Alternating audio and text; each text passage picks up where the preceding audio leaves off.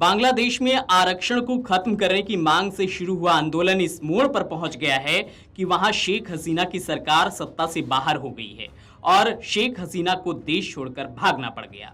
अब स्थिति यह है कि बांग्लादेश में कानून व्यवस्था पूरी तरह से ध्वस्त है।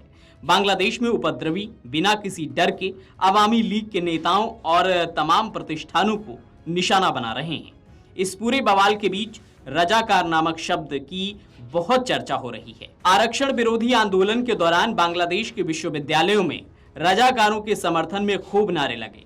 दरअसल शेख हसीना ने अपने एक बयान में आरक्षण के विरोध में जारी हिंसक प्रदर्शनों पर नाराजगी जताते हुए कहा था कि बांग्लादेश की आजादी की लड़ाई लड़ने वाले लोगों के परिजनों को आरक्षण नहीं मिलेगा तो क्या रजाकार के पोते पोतियों को आरक्षण का लाभ मिलेगा। शेख हसीना ने यह भी कहा कि जो लोग आजादी की लड़ाई लड़ने वाले लोगों या उनके रिश्तेदारों को मिलने वाले आरक्षण का विरोध कर रहे हैं वो रजाकार हैं। शायद शेख हसीना को भी इस बात का अंदाजा नहीं था कि प्रदर्शनकारियों को रजाकार कह देने से विरोध प्रदर्शन इतने हिंसक हो जाएंगे कि पूरा बांग्लादेश सुलग उठेगा। शेख हसीना के इस बयान से लोग इतना नाराज हो गए कि विरोध प्रदर्शन के दौरान मैं कौन तुम कौन रजाकार रजाकार जैसे नारे लगने लगे। एक समय बांग्लादेश में गलत समझे जाने वाले रजाकार आज बांग्लादेश में चर्चित नाम बन गए हैं।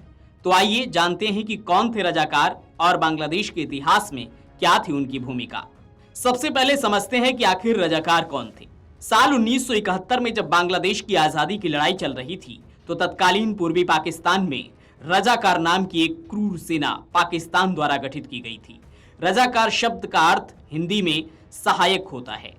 रजाकार पाकिस्तान समर्थक थे और पाकिस्तान की सेना के साथ रजाकारों के विद्रोह को दबाने की कोशिश की गई थी। रजाकारों ने पाकिस्तानी सेना के जासूसों के तौर पर भी काम किया। इस दौरान रजाकारों ने बांग्लादेश मुक्त युद्ध के दौरान बांग्लादेश के नागरिकों पर खूब जुल्म किए।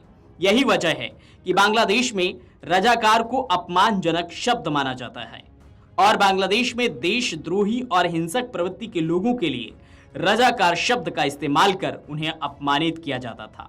मीडिया रिपोर्ट्स के अनुसार 1971 के बांग्लादेश की आजादी के युद्ध में रजाकार एक सशस्त्र बल था जिसमें पाकिस्तान समर्थित बंगाली और बिहारी मुसलमान थे।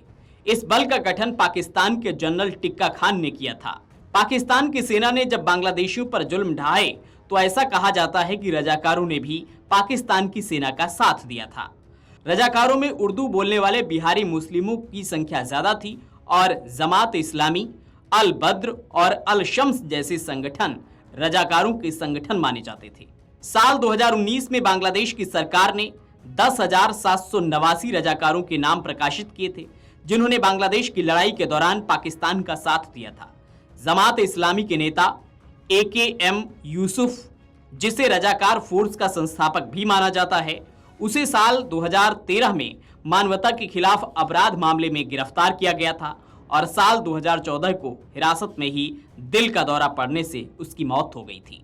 बांग्लादेश में आरक्षण के विरोध में हिंसा की शुरुआत हुई थी। बता दें कि बांग्लादेश में आरक्षण व्यवस्था के तहत 30% आरक्षण उन लोगों के परिजनों और नाते रिश्तेदारों को मिला हुआ है जिन्होंने बांग्लादेश की आजादी के लिए और रजाकारों और पाकिस्तान की सेना के खिलाफ लड़ाई लड़ी थी।